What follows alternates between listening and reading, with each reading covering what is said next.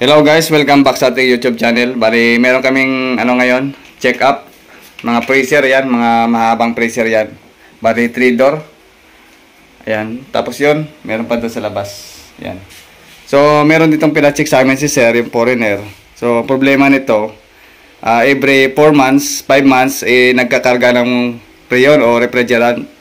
So, yung lamig dito sa loob ay hindi nakukompleto. Kasi nga, every 4 months, 5 months, so, bumababa yung lamig o kumukulang yung pressure sa ng ating refrigerant na nilagay o yung mga nilagay ng mga unang technician. Kasi hindi nila mapatino dahil nga lumalamig naman pagka 4 na buwan, nawawala uli yung lamig. Kaya problema talaga ni Sir na every time na bumaba yung lamig, kakarga na naman ng preyon.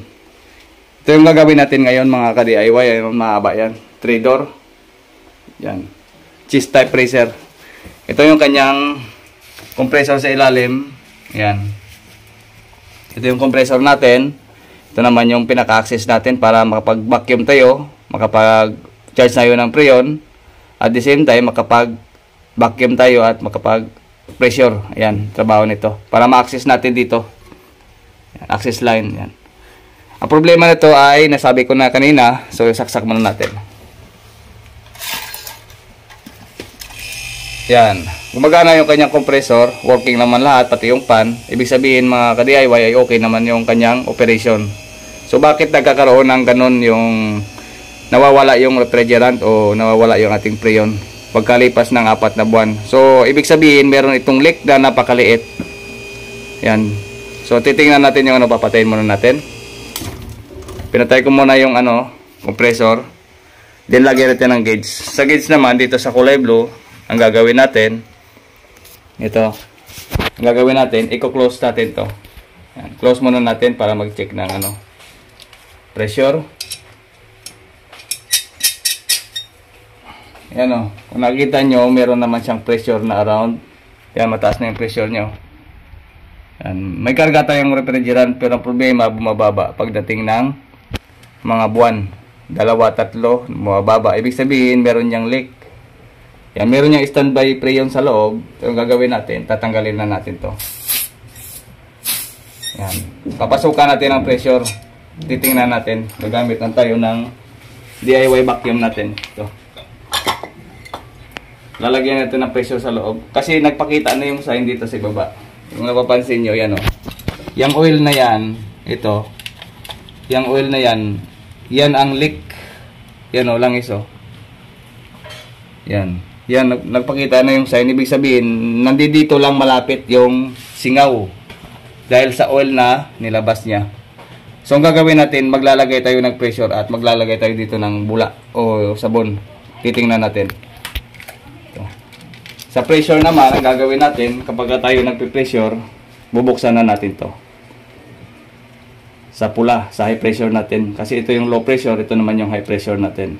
Sa low naman, i-close natin dito sa high pressure, bubuksan natin. Once na nabuksan natin yan, yung yellow na hose, yung gitna, yung pinaka-neutral, ilalagay natin to sa pressure na ating DIY. So, saksak muna natin yung DIY compressor. Yan. Kung napapansin nyo, ito yung buga o pressure. Kasi pressure yung ilalagay natin para mahanap natin yung leak. Ito naman yung vacuum. Yung pahigop. Yan. DIY lang yung gagamitin natin ngayon. Okay, ilalagay natin yung hose. Yung ating hose ilalagay natin. Yung gitna, yung yellow hose. Yan. Bale, sumingaw na siya rito. Ibig sabihin, operation na. Pwede na nating i-charge. Yan. Mapapansin nyo, tumataas. Ilalagay na natin yung pressure dyan. Maglalagay tayo ng pressure. Yan, kung napapansin nyo, lagyan natin siya ng pressure at least 125 PSI. Okay na yan. Kasi pag tumaas tayo, baka lalong mabutas yung mga tubo dyan. So, hindi tayo maglalagay ng mataas na pressure. Yung mababa lang at saktong makita natin yung leak. Kasi yung sintomas nito, doon nasa ilalim nagpakita na yung langis kanina. Yung nakita natin doon, ito. Yan, yung mga langis na yan, yan ang sintomas na. Lumabas na. So nandito lang yan na part, dito lang na area yan yung may butas natin. So umabot na tayo ng 100 PSI. So at least mga 100 ano lang, sa 125 PSI. Okay na yan.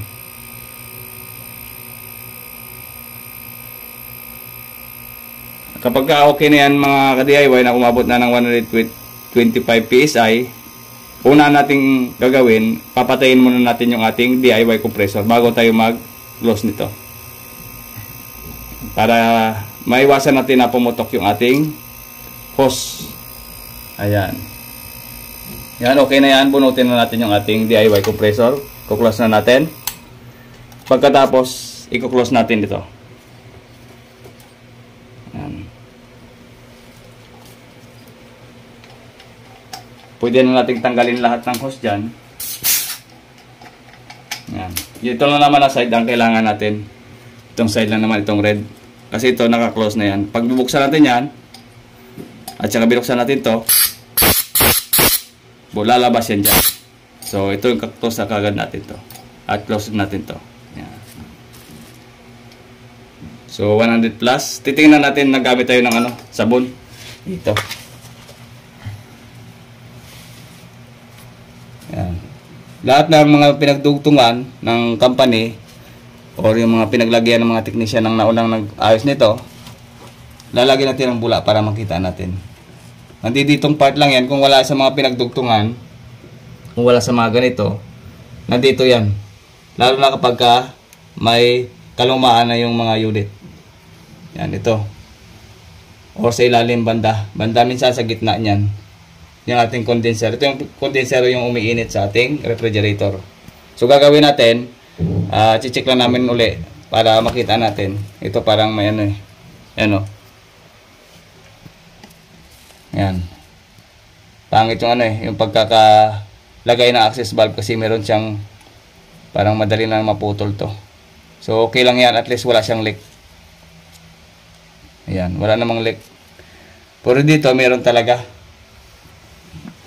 Yan o, lumabas. Yan. Ayan, kung napapansin nyo, bumubula. Ibig sabihin, nandyan yung leak. Ayan, maliit lang yan. Aabutin nga talaga ng 4 na buwan dahil sa tuloy-tuloy na circulation ng kanyang preyon. Hindi siya kagad mababawasan dahil nga yung ating leak ay napakaliit lang. So aabutin talaga ng 5 buwan yan kapag ganito na gumagana yung pressure tapos may leak na ganun kalaki. So hindi yan basta-basta mawawala. Mawawala yan kung hindi ginagamit talaga ng may-ari. Ayan, yan ang gagawin natin. Ayan, okay na? Nakita na, ito na. So, ang gagawin natin ngayon, papalitan natin ang filter. Ito. Yung filter dryer natin ay papalitan na natin yan. Once kasi tayo maglagay ng refrigerant, ugaliin natin na magpalit tayo ng filter dryer. Pwede namang hindi, pero sa akin kasi, iba yung paniniwala ko. O iba talaga yung pinalitan natin kasi mas siguro tayo na bago yung ating filter dryer at wala tayong magiging aberya sa gagawin natin. Okay? So, nakita na natin yung butas kanina. Ito.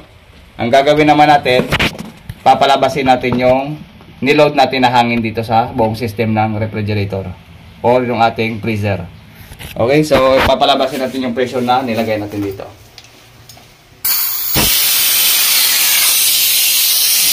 Hayaan na natin dyan na umaubos.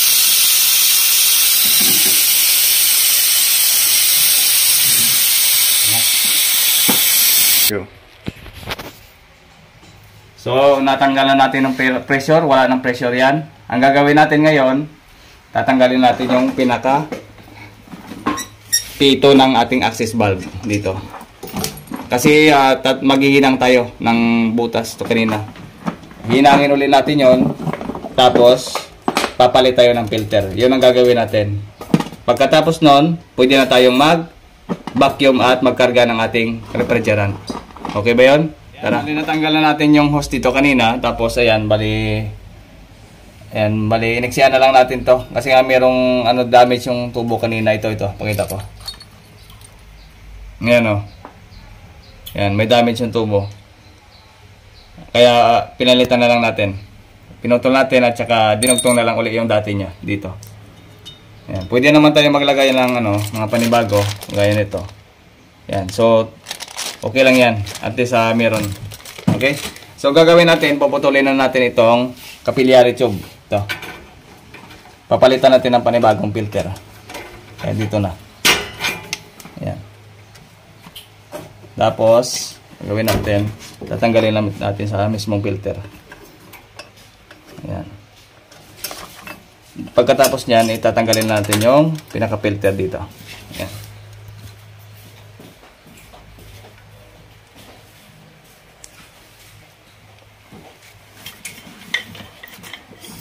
Okay.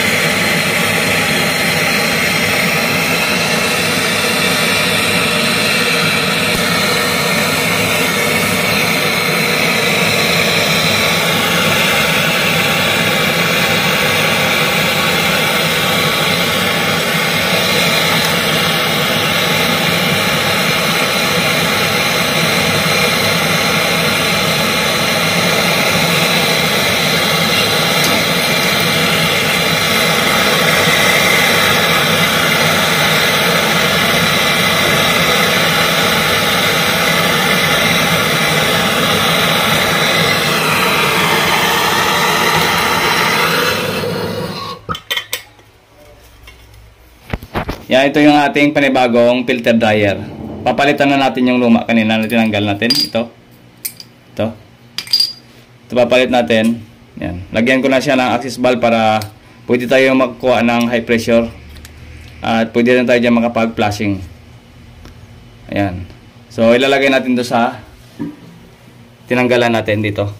Sa condenser side natin. Sa condenser. Ayan. Tapos gagamit tayo ng flux. Kasi gagamit tayo ng flux dahil meron siyang metal. Yan. Ito lang naman ginagamit kapag sa metal to copper. So, copper to metal, gagamit tayo ng flux. Okay, so, tara. Pisa na natin.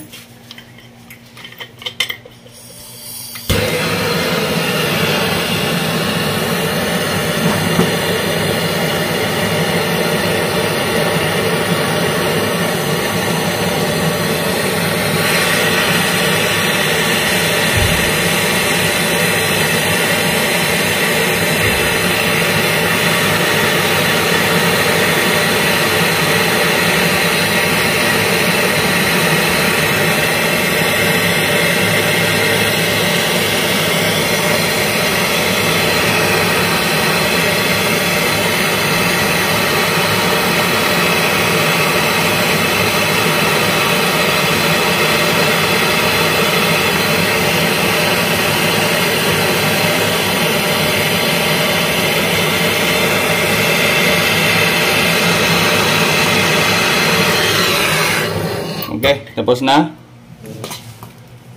Ayan. Okay naman yung ating hinang. Ayan. So, next na gagawin natin, ito lang yung next na gagawin natin. Gagamit lang tayo ng maliit na liha para malinisan natin yung ating capillary tube. Ayan.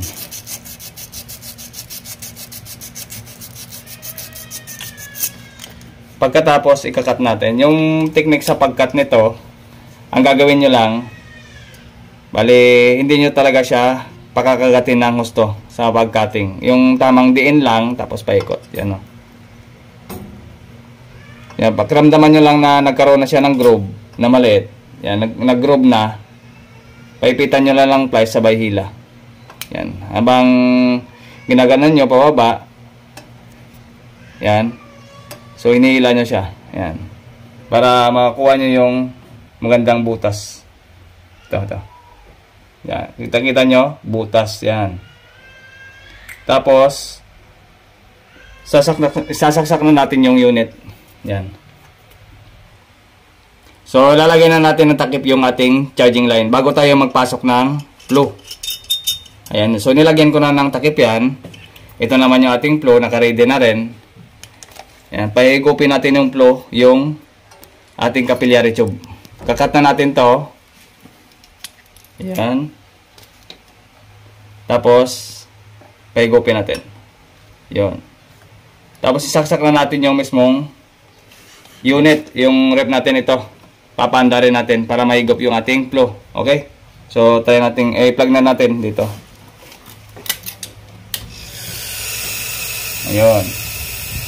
So, antayin lang natin na igupin niya. Pagkatapos kasi nito, ang gagawin natin, ilalagay na natin mismo doon sa ating filter dryer. Yan. Ang purpose lang naman ito para malinisan yung capillary tube natin. Para maganda yung daloy ng freon at walang bumara ng mga moisture. Yan. Pagka naubos na, bibilang na tayo ng 10 to 15 seconds. Ayan, bibilang lang tayo 10 to 15. Saka natin bubunutin yung ating mismong unit. Namatay na yung ating unit. Yan, namatay na. Saka natin bubuksan to.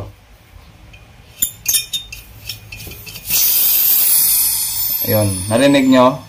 Humigo pa siya ng hangin. So, ngayon, ito naman yung next na gagawin natin. Ilalagay na natin yung capillary tube natin doon sa ating filter dryer.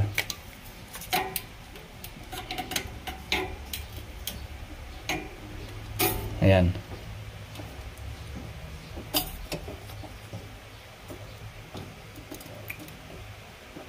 Tapos, hinangin na lang natin yan.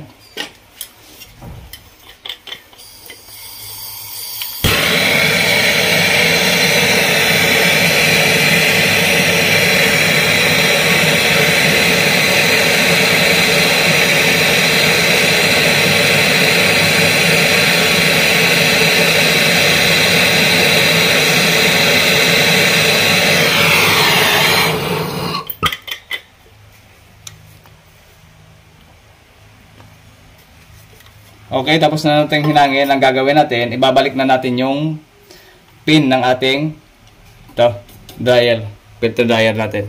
Ibabalik natin yung pinaka-pin nito dito. Pero bago yun, siyempre mainit yan. Lalagyan mo natin ng tubig. Tubig o telang may tubig. Yan. Para hindi ganong mainit at hindi masunog yung ating rubber ng access valve. Okay, so kuha na tayo ng bagong panibagong pito.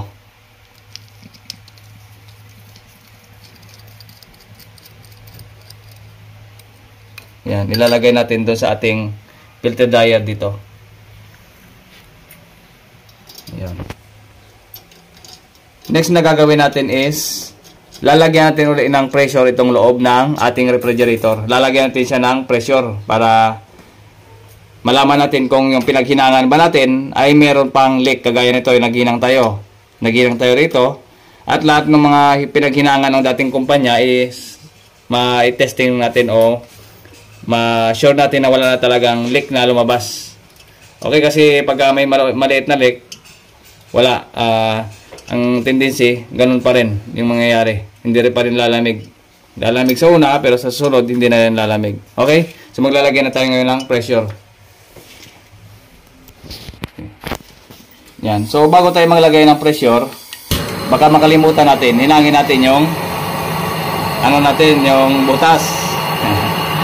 Baka makalimutan natin. Okay? Ready tayo ng flux kasi nga ito ay copper to metal. Okay? So, tara.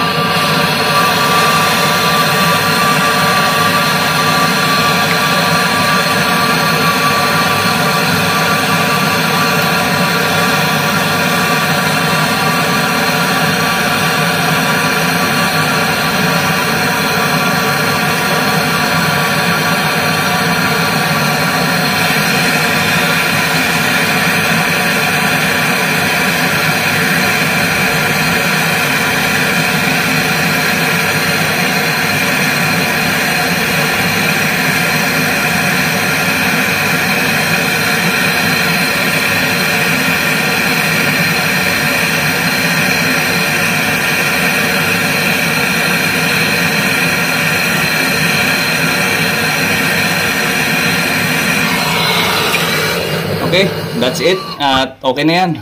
Lagyan na natin ng pressure ngayon. Ayan, nilagyan na natin ng panibagong pressure. Naglagay ulit tayo. Pwede namang lagyan, pwede naman na hindi kung sigurado naman yung ating paghinang. Pero mas maganda talaga o mas maigi para sure tayo sa ginagawa natin. Lalagyan natin ng panibagong pressure. Yan, so maakyat na yan, gumagana yung DIY compressor natin. So ayan, nakaload na yan dito. Papasok na yung ating hangin sa loob. Tapos unti-unti nating pahiran ng sabon yung mga natin. So dito kanina yung may leak. Ngayon ay wala na. Okay na yan. Ayan. So wala namang leak. Importante yan kasi kapag hindi natin inulit na maglagay ng pressure, kasi minsan meron talaga at meron na babalik ka sa isang ginawa mo, kaya dahil sa meron pa siyang leak, so tendency talaga na babalik yan at babalik sa iyo yung repair. So mas maiging kahit tumaba yung ating oras, at least ginagawa natin yung tamang procedure sa pagre-repair. Kasi tayo din yung mahirapan pag dumating yung mga ganong problema uli. So okay naman ngayon. So kuklose na natin yung ating vacuum. Kuklose na natin yung ating pressure. Ayan. At patay natin yung ating DIY compressor uli. At least 100 PSI lang. Okay na yan. Sapat na yan para makakita ng leak. So yun. So ngayon wala na. Okay na. Ayan. So yan, makita nyo, wala na.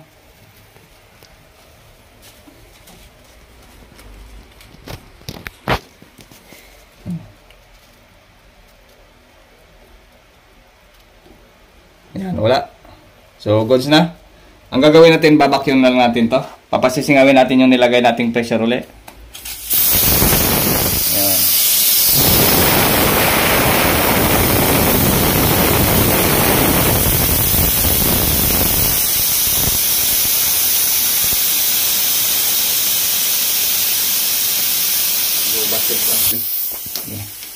So huwag natin kalimutan na lagyan ito ng yung pin, yung ating pito. So importante yun na bago tayo bago natin lahat gawin o mag-vacuum, kasi vacuum na yung last na gagawin natin. So huwag nyo kalimutan na lagyan ng pito dito. So importante yan na maglagay ko na yung pito. Okay, so ito na. Yung blue lang gagamitin natin kasi vacuum na tayo. Ayan. Ilalagay natin dito yung blue na hose, yung sa low pressure hose natin, ilalagay na natin sa kulay blue na gauge kasi yan yung low pressure natin. Diyan tayo magkakarga ng preyon, diyan tayo magba-vacuum. Tatanggalin natin yung red na hose para hindi gaanong sagabal sa ating paningin.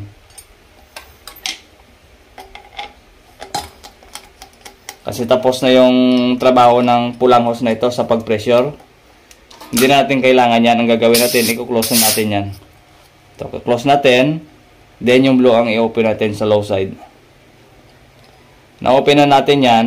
Ang gagawin natin, yung DIY compressor natin, ililipat natin dito sa higop. Kasi ngayon, dito pa siya sa buga. Ililipat natin dito sa higop para ma-vacuum natin. Okay? So, lipat natin dito sa higop. Next is i-plug in na natin yung ating DIY compressor dito. Lagyan natin at power on natin. Yan.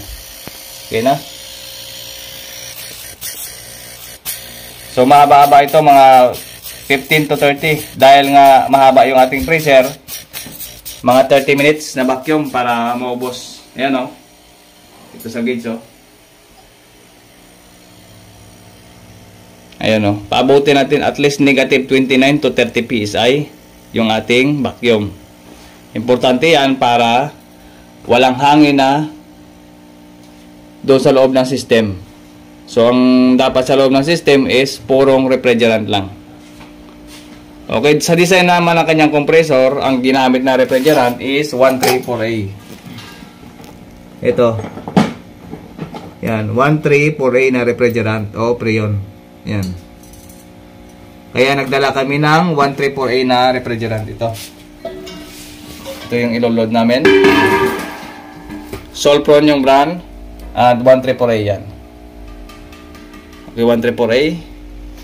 So, antayin lang natin at least 30 minutes na vacuum. Okay na yan. So, ngayon ay nasa negative 28 pa lang tayo. So, medyo malayo pa yan, 15 to 30 minutes. Okay, tara, balikan na natin mamaya kapag tapos na. Magkakarga na tayo ng refrigerant. So, ayan mga ka-DIY, tapos na nating i-vacuum. Nakalipas na tayo ng mahigit 30 minutes na. Pero dahil sa laki nga ng freezer na to, medyo matagal-tagal yan. Tatlong pinto. So, mabot lang yung ating vacuum ay nasa 29, negative 29. So, okay na yan. Okay na yan. Ang importante, walang lumalabas na pressure dito kapag nilagyan natin ng sabon. Ayan, ito kasi yung buga natin kanina.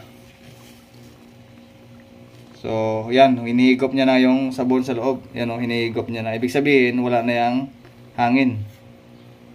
So, gagawin natin ngayon, bago natin papatayin yung ating DIY compressor, sarado muna natin to. I-close muna natin to. Yung sa low side natin, napapansin nyo. I-close na natin. Pagkatapos natin i-close to, saka natin papatayin yung ating DIY compressor. So, yan, bubunutin ko na. Or power off na lang natin. Tatabi muna natin yung ating compressor. Then, tatanggalin natin yung yellow na hose. Para ilagay natin to sa ating tangke. Sa refrigerant tank natin. Okay.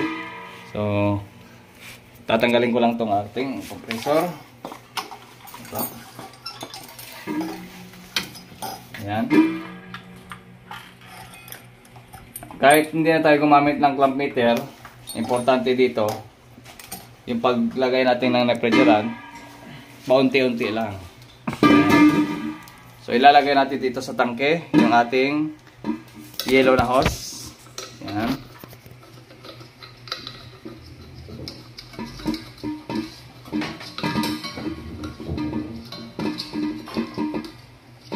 Then, bubuksan na natin to.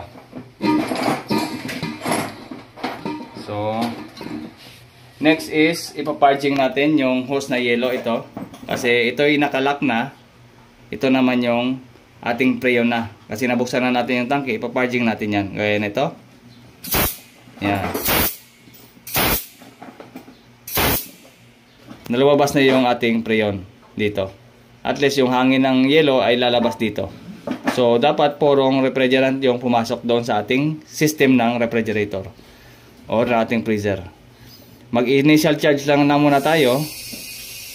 At least 30 PSI yung ating initial charge. Yan. Unti-unti lang yung pagbukas para hindi mabulunan yung ating compressor. So, malaki-laki yan yung ating freezer. Kaya, medyo magastos yan sa refrigerant.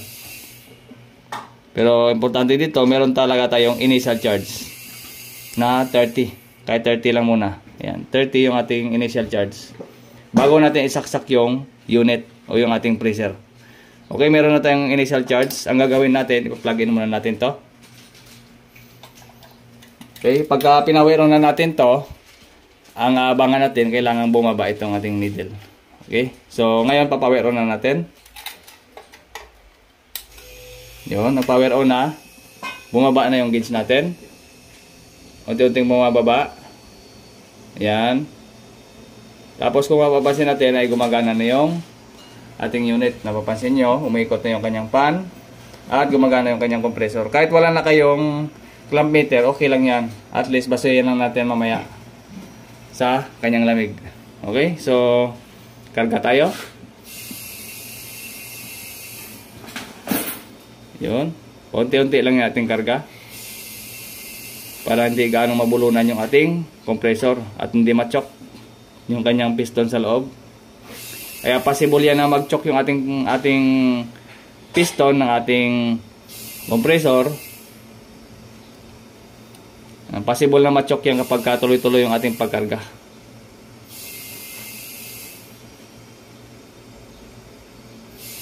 Ang unang kinakapa dito yung ating condenser side o yung ating ito yung condenser o yung ating ito yung umiinit. Yan, mainit na, ibig sabihin nag-load na yung preyon diyan. Pangalawang hawakan natin yung kanyang filter. Obserbahan natin kung umiinit. Ayan. So mainit na, ibig sabihin tuloy-tuloy na yung sirkulasyon ng ating refrigerant sa loob. Ibig sabihin working na lahat. So ang aabangan na lang natin mamaya niyan yung kanyang yelo o mag-build up ng ice doon sa loob ng ating freezer. Pero mas mainam nito, huwag muna nating buksan yung ating freezer kasi nga nagcha-charge tayo ng refrigerant. Para mabilis nating ma-reach yung ating lamig, huwag nating palaging buksan. Okay, so ang ating initial, yung karga natin ay pumalo sa yan, 4 PSI. So gawin natin at least 10 PSI. Pabuti natin ng 10 PSI. So, yan, unti-unti lang. Balita ko yun. Nakarga na namin ng Nag-accept ka naman ng Gcash? Gcash? Okay. So, babot na tayo sa yan, 9 PSI. So, stop lang muna yung charging natin. Gagawin natin, observation na lang. Okay, babalik tayo mamaya. So, ayan mga ka-DIY, pagkalipas ng 2 oras, yung karga natin, titingnan natin. Ayan, negative na. Unti-unti na siyang nagni-negative. Ayan. So, malamig na yan. So, pagkarga natin, kanina, tumataas. Ngayon, pagka-obserbahan natin kapag lumamig na, nagni-negative na yan. So, ito yung resulta sa 2 oras natin na inintay. Ayan. Napapansin nyo, ito, hindi na gaanong mainit yung ating filter at yung ating evaporator side naman ay nagkaroon na ng konting lamig. Ibig sabihin, tamang-tama lang yung karga. Titingnan natin sa amperahe. 1.13 amp. Sa lamig naman natin, titingnan. Negative 26. Ayan. So malamig na yan sa loob. Titingnan natin. Dito, bubuksan natin. Ayan, nag-uusok na oh. Ayan. Nag-uusok na yung pressure sa sobrang lamig. Ayan. Ayan. Nag-build up na ng ice hanggang bababa. Ayan oh. Sa baba na yung ice. Ayan. Nag-uusok na. So okay na yan kasi oh, nag-ice na hanggang ilalim dito. Ice na yan. Hanggang ilalim, nag-ice na. Ayan. Karga na lang yung kulang nito. So, okay na lahat mga ka-DIY, okay na. So, hanggang dito lang ating video. I-close na natin to. Ang gagawin natin, i-close na natin tong tangke. I-close na rin natin yung ating charging line. Ayan. Tatakpan na lang natin to. So hanggang dito lamang mga ka-DIY at maraming salamat sa inyong panonood. Again, GM Tutorial. Bye-bye.